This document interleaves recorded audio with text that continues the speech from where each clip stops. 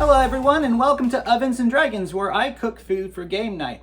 Now the spirit of this channel is to present busy dungeon masters and game masters with ideas for serving food on game night. As any dungeon master or game master might tell you, the life of such a person is very busy. Not only are you worried about getting everyone together and scheduling a game where everyone can meet, a night where everyone can meet, you're also trying to put together the story, and you want to make sure all your NPCs are correct and all that, because really game night for Dungeon Master is more of a showpiece. And on top of that, making food, making something really complex can be really stressful too.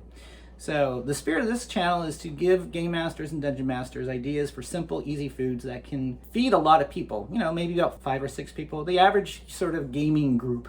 And then to that end, what we're going to do today is some roasted vegetables. Now, why roasted vegetables? Well, because one, my wife and I have been kind of messing around with it for the last week or two, experimenting with various ways to make these.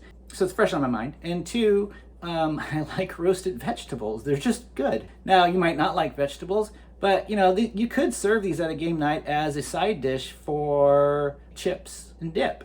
Right, so you have some chips and dip, and you've got some roasted vegetables, and you can kind of pick on over the night, or you know, make it a main course and just eat a bunch of vegetables in a night. Probably helps to have a little bit of beer, but hey, whatever works for you. So let's get started on this particular recipe and get going. All right, so you can probably see what we've got going here. We have some red bell peppers, we got an onion, we got some tomatoes, we have a sweet potato, and we got some garlic cloves. So what we're going to do is we're going to prepare all of these. We're going to cut all these up in nice strips, edible strips. We're not going to dice them. We're not going to chop them into little bits. We want big enough pieces so you can, grab them with a fork or grab them with a pair of chopsticks. You grab them with something and eat them that way. After I cut them, what I'm going to do is actually put them inside this bowl here and mix in just a little bit of olive oil. And then we're going to put it all in a nice pan and put it in the oven. So let's get started with the preparation here first. Make sure you got your knife. I'm going to sharpen it real quick. Okay, ready to go. Let's start with the sweet potato. I'm going to cut off the end. I'm going to pull off some of this other stuff. Now, I like to leave the skins on, but you got to make sure you wash it. So I washed all these vegetables already. So you just want to make sure if you're going to leave skins on, you wash them well. Okay, top up the ends. Now for these pieces of sweet potato, I want them about 1/4 inch thick, so about maybe that thick. All right. So there we go. There's the potatoes are all cut up. Let's move on to the onion. Now, onions, I know there's a way to dice onions. We don't want to dice this, we just want to slice it up. That's the oven that's been preheated. So I turned the oven on to 405. Look at that. Now, a trick I learned a long time ago when I was working at the Dining Commons, when you cut onions, breathe through your mouth. It makes it, if you breathe through your mouth, then you won't end up crying and inhaling all the acids, the acid spray that comes off of the onions as you're cutting them. Okay, so we cut that. I gotta peel off the skins.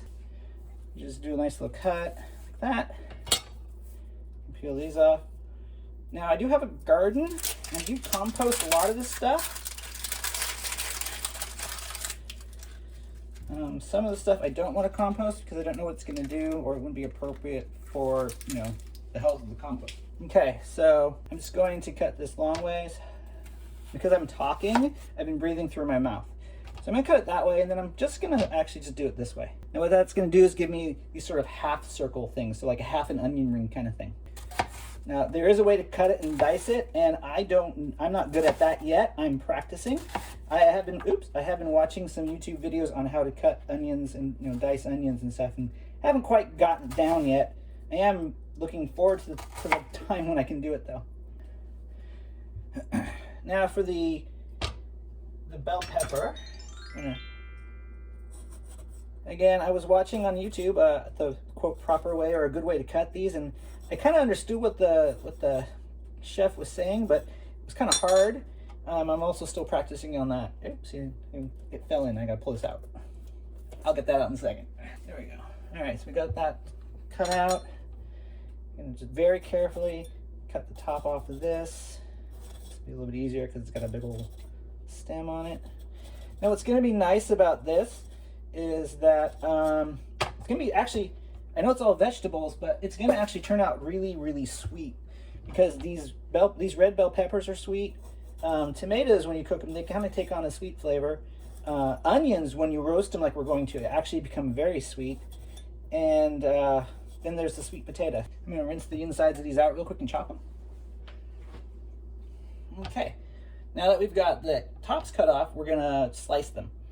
I'm just gonna slice them so again they're kind of like rings. Because again, I want this to be a dish that you can grab with a fork or something, or just with your fingers or whatever. And cut these in half, nice little rings.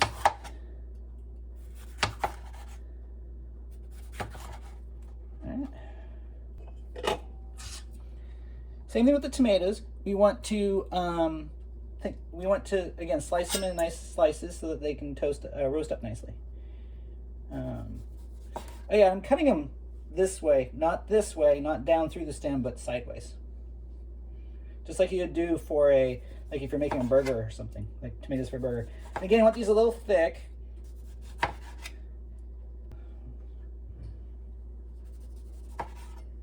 we go. You want it a little thick so that they have some heft to them, because they're a lot of liquid. They will when they're roasted, they'll shrink up a little bit. Okay, so we've cut the tomatoes, the potatoes, the onions, the peppers. Now I'm going to do the garlic. Now there are easy ways to do this and there are hard ways to do it. I'm probably going to do this the hard way. I don't want minced garlic. I kind of just want cloves on here. So, because I'm going to throw them on top. I might have these. Squish them a little bit. Squishing it actually frees up the skins. Man, garlic's tough. Maybe when I record this next, I will have the garlic peeled ahead of time. I'm gonna peel more garlic. So we'll be right back after I peel all that garlic.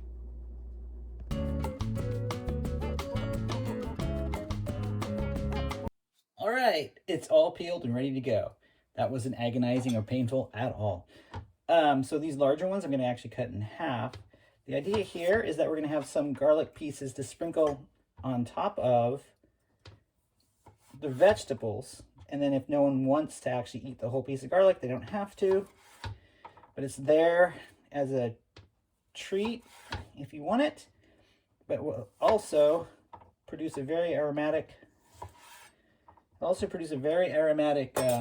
experience. So there's that. All right, so I'm going to get another dish for that because, again, like I said, I like my dishes. And it's just helpful to have little bowls like this just to help organize everything.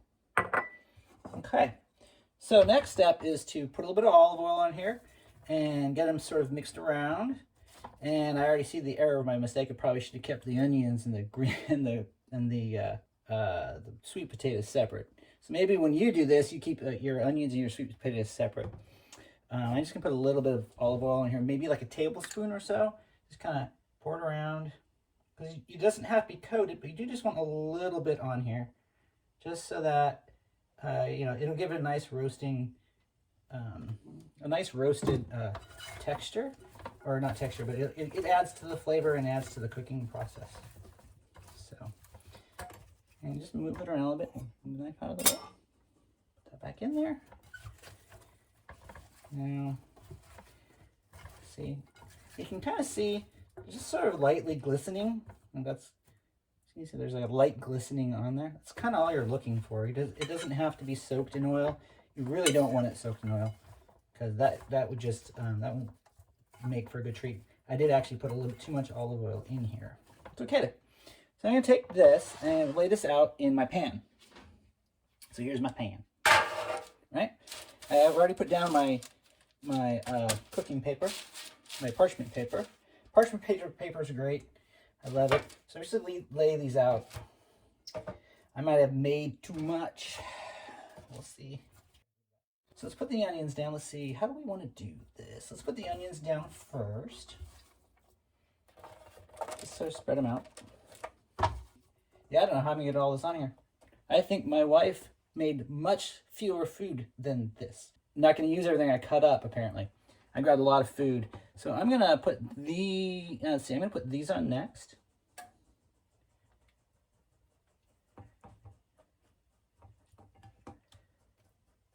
Again, I'm kind of experimenting. I don't know how this is gonna come out because I think my wife has done this differently. Let's put on our bell peppers. Put our bell peppers right here on the edge, maybe. I want to arrange it, right? Don't know where this is going exactly. All right, we're gonna add the garlic. Put some garlic on here. Put in the onions, in the onion section. There we go. All right, that's pretty good. I think it looks pretty good. Put the onions, tomatoes, things in place. Okay, all right, we'll try that and see how that comes out. So I'm gonna put this in the oven at 405 for about 30 minutes and then check it after 30 minutes and see how it's coming along. And we'll pick up from there. So we'll see you in 30 minutes. All right, so it's been 30 minutes. Let's take this out and see what happened. I have a feeling it needs to go in a little bit longer though.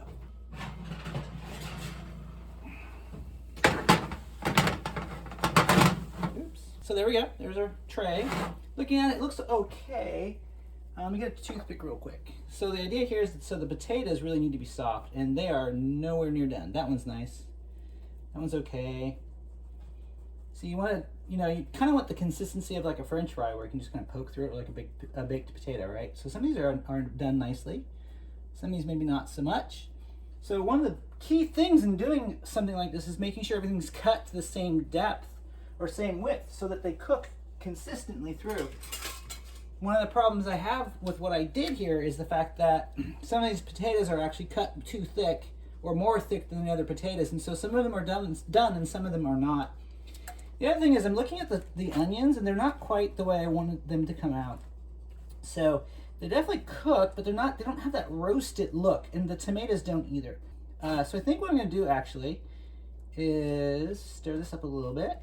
All right, put these in the middle so that they can soak up maybe some of that juice. And that should expose some of the tomatoes. So I don't know if that's probably not even going to get the result that I want. But what I'm trying to do here is, let's turn these over. There we go. So let's see, what am I trying to do here? What I'm trying to do here is get it so that the onions are exposed a little bit. So they got to take on a little bit of a roasted look, nice little fired look, while the peppers that are already kind of burnt a little bit, which is what you want, nice little brown on there. Mix these up. So hopefully what I'm hoping is going to happen is that by doing this, then the moisture from the onions will be absorbed by the peppers, and then the tomatoes themselves will actually be able to cook a little bit better too, because they're not being covered up.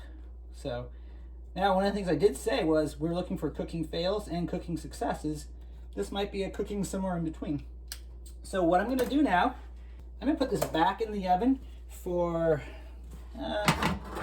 maybe 10 more minutes. Let's see what happens. Okay, so it's been I actually had to cook these for an extra 15 minutes, so I have cooked this now for a total of 45 minutes.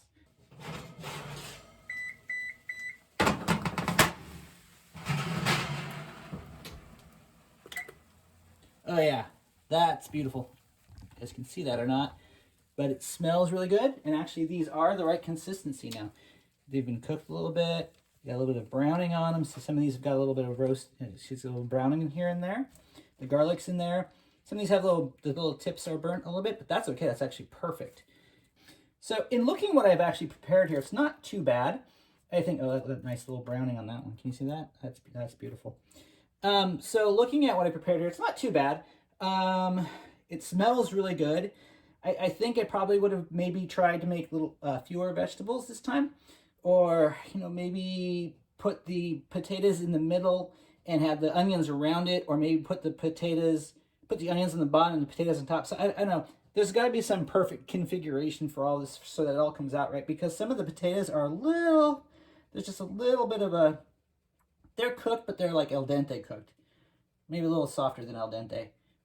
But, and part of that's because of the thickness, right? Remember I said before about cutting too thick? So I think cut these too thick. Like the one over here is just under a 1/4 inch. This is a little bit more than 1/4 inch maybe. Could also be where it is. But anyway, so how I would probably eat these or serve these is like this, or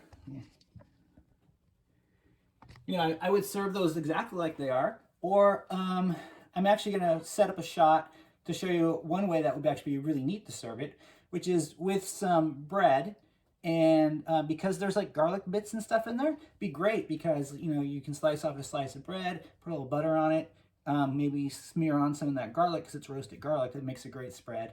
And, you know, have your vegetables. So, you know, all in all, I think this is going to be okay. Not perfect, but definitely it looks good and it smells really good. So, thanks for joining. If you like this video, don't forget to subscribe. If you like this video, don't forget to hit the like button. And if you want to see more videos, go ahead and subscribe because that would be great too. And I will see you later. Thanks for joining. Bye.